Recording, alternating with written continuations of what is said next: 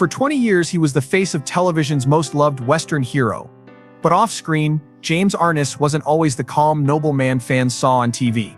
One woman on set saw a different side of him: late arrivals, careless behavior, and joking while others were trying to work. In 1958, things reached a breaking point. She humiliated him in front of the entire cast. Everyone held their breath, expecting a furious reaction from the 6'7" actor. But what James did next shocked everyone, and the real reason behind her anger? It wasn't what anyone thought. What followed would surprise all of Hollywood. James Arness was born on May 26, 1923, in a simple neighborhood in Minneapolis. When he was only 18 months old, he got spinal meningitis and almost died. Doctors gave him a very small chance of survival. But his father, Rolf, who sold medical equipment, used his hospital contacts to get James a new kind of treatment. It saved his life, but it left him with a slight limp. No one could have guessed this boy would grow up to become Marshall Dillon. His family home was filled with Norwegian and German traditions. His mother, Ruth, taught him prayers and songs in both languages. By the time he was 10, James had already grown to 5 feet 8 inches tall. His height came from his grandfather, a member of the Norwegian Royal Guard, who was 6 feet 9. But James wasn't confident.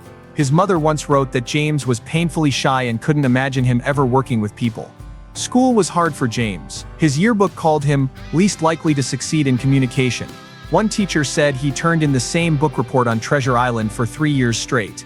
He even stopped speaking for an entire semester after being embarrassed in class. He failed every subject except gym and art. He liked drawing cowboys and horses. Once he skipped 31 days of school in 1 month, wandering the river valley with his dog Rex. But when tested, his IQ was 107. He wasn't slow, just uninterested. A psychologist said James had a special ability: he could mentally escape anytime he felt uncomfortable. That habit would help him later in life on long, tiring TV sets. He was close to his younger brother Peter, who would later become famous too as Peter Graves. When their father lost his business in 1933 and began drinking heavily, James and Peter made a blood pact at ages 10 and 7 to protect each other. When James was 13, he once stepped in during a violent episode and broke their father's wrist. Peter later said, "That night, Jimmy became my real father." James and Peter were opposites. Peter did well in school while James struggled, but they were always together. They built forts, learned native hunting skills from Ojibwe kids, and spent weekends exploring nature. One neighbor remembered them as the quiet giant and his chatty shadow. Acting wasn't part of James's dreams. He actually hated it. During a school play, he purposely forgot his lines just to avoid speaking. His real dream was to become a sailor.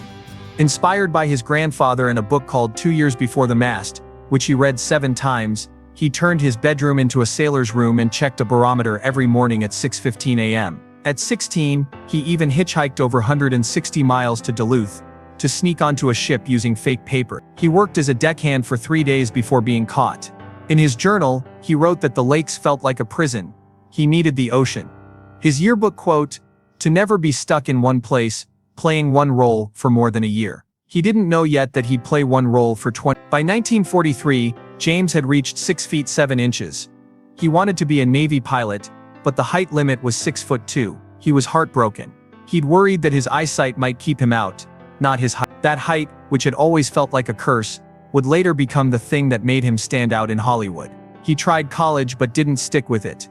Then the draft came. At 19, he joined the army and trained in Georgia. He called himself lean and mean, and said he could finish a 20-mile hike without a problem. He was sent to North Africa, then Italy, where he joined the 3rd Infantry Division, one of the toughest units of the war.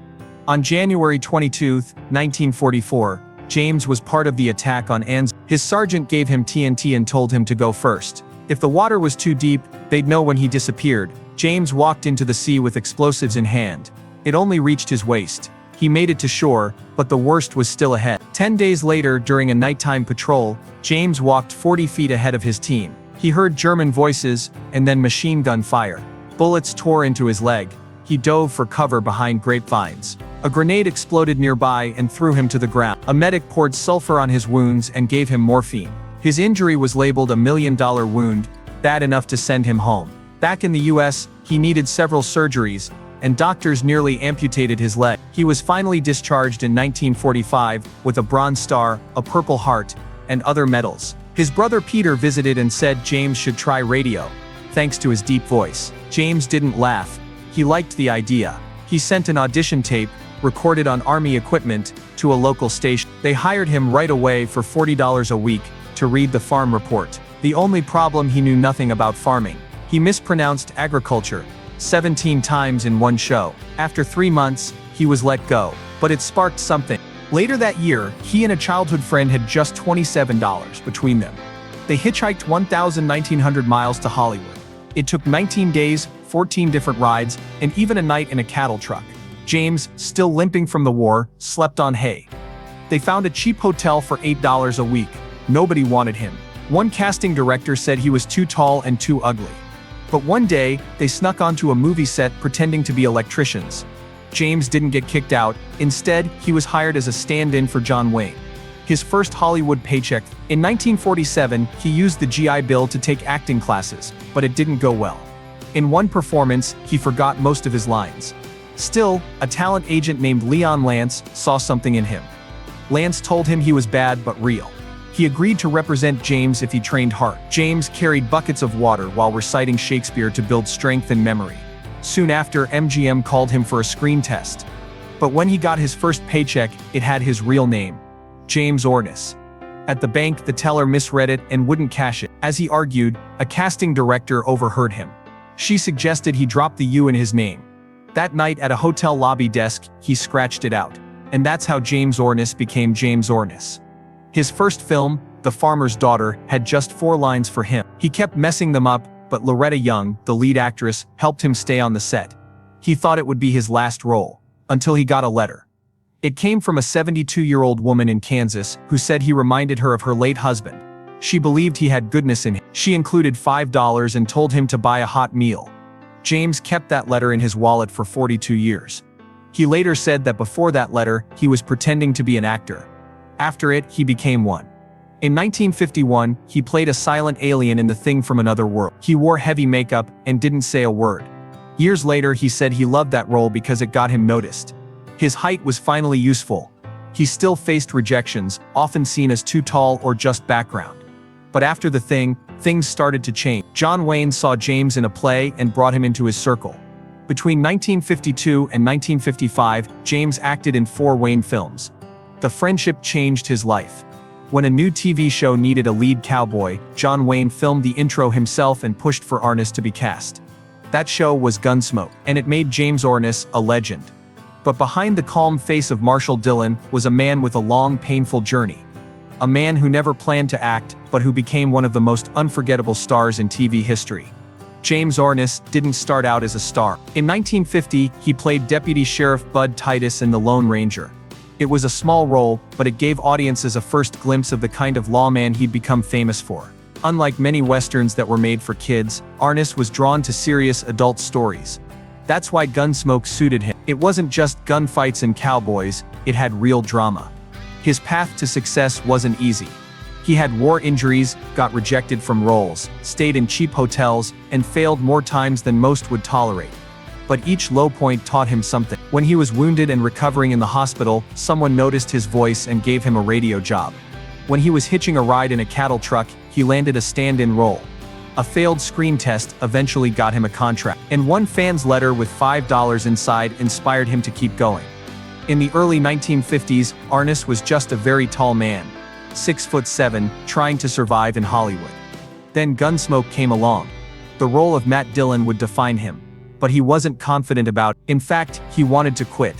Some say John Wayne was offered the part first, but that's not true. Wayne was already a big movie star and didn't care about TV. When Arness had doubts, he asked Wayne for advice.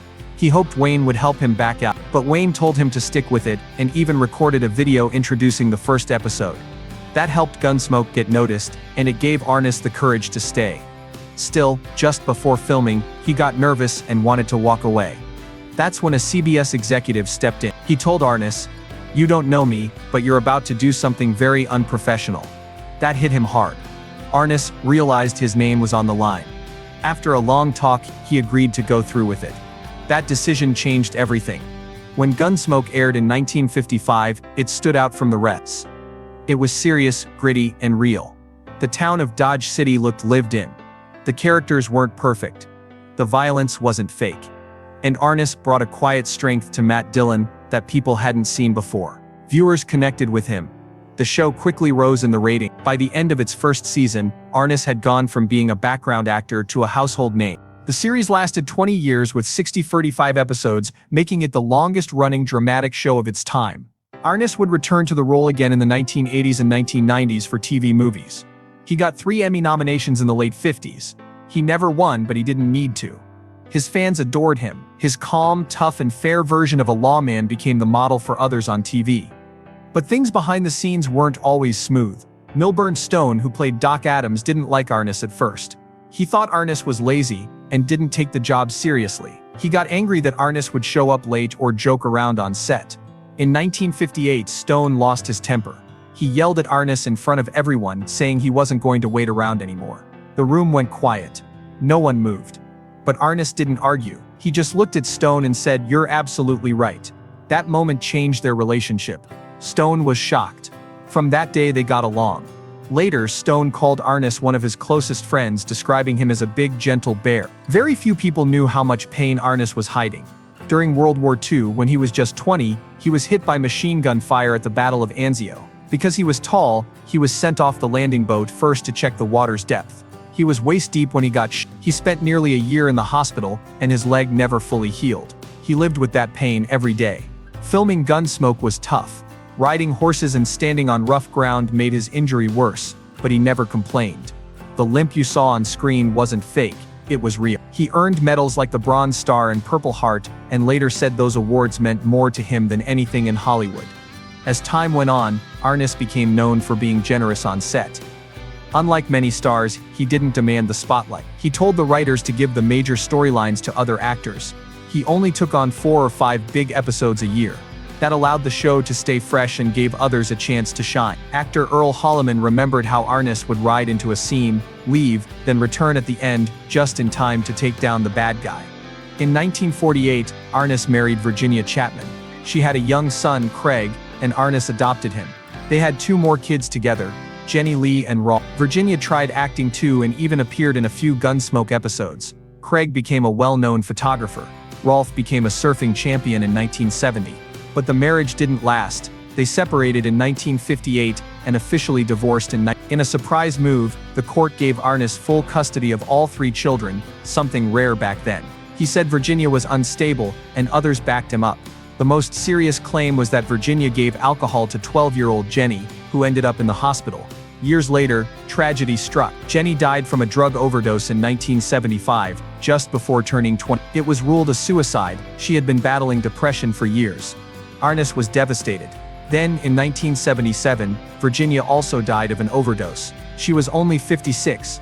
She had already attempted to end her life twice during her marriage. After their split, her career faded, and she lived a quiet life running a motel. After that, Arness tried love again. In the 1960s, he dated actress Thordis Brandt. He even proposed, but asked her to quit acting. She refused. They broke up and later he met Janet Surtees, a store worker and single mom. Her son was a Gunsmoke fan. She agreed to meet Arness, and they clicked. They married in 1978 and stayed together until his death.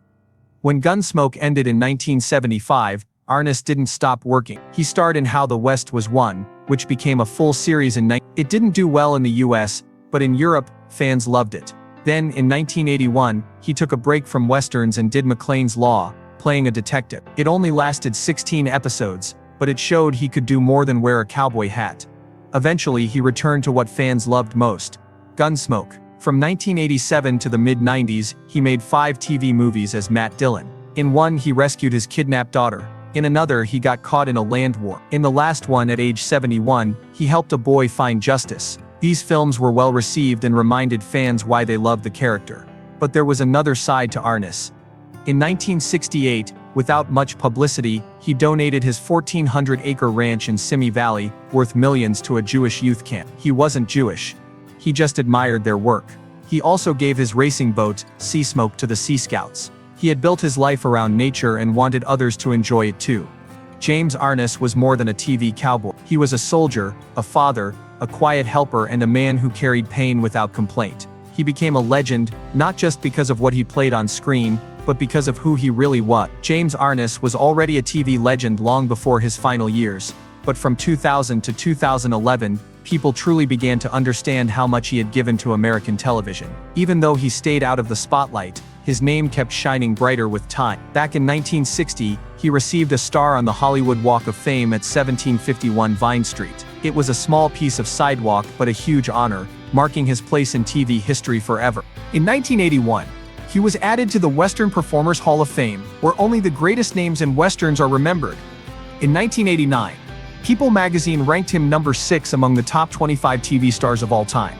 And in 1996, TV Guide placed him at number 20 in their list of the 50 greatest TV stars ever. Even though he never won an Emmy, despite being nominated 3 years in a row, the recognition just kept coming. He received the Golden Boot Award in 1969, the Western Heritage Wrangler Award in 1971, and was named Man of the Year in 1973 by the International Broadcasting Awards. What made him stand out wasn't just his fame, it was the way real-life lawmen saw him. In 1972, he was made an honorary United States Marshal, something very few have received.